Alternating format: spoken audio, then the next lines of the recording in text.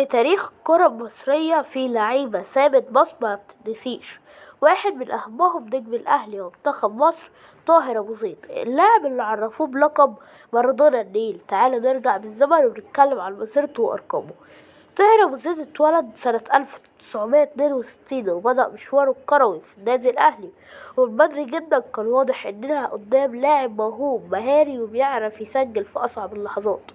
طاهر أبو زيد لعب مع النادي الأهلي من 1980 لحد 1992، يعني 12 سنة داخل جدران النادي الأهلي، وخلال الفترة دي كان واحد من أهم لعيبة الفريق.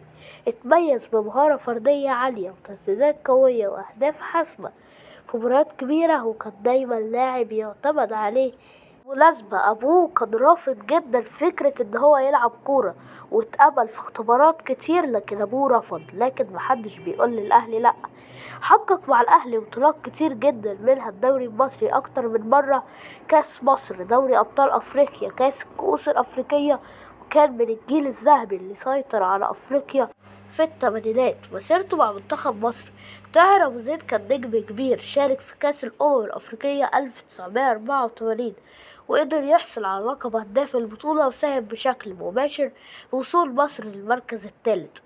هداف كأس أفريقيا 1984، واحد من أفضل لعيبة خط الوسط الهجومي في تاريخ مصر، صاحب أهداف حاسمة في البطولات الأفريقية.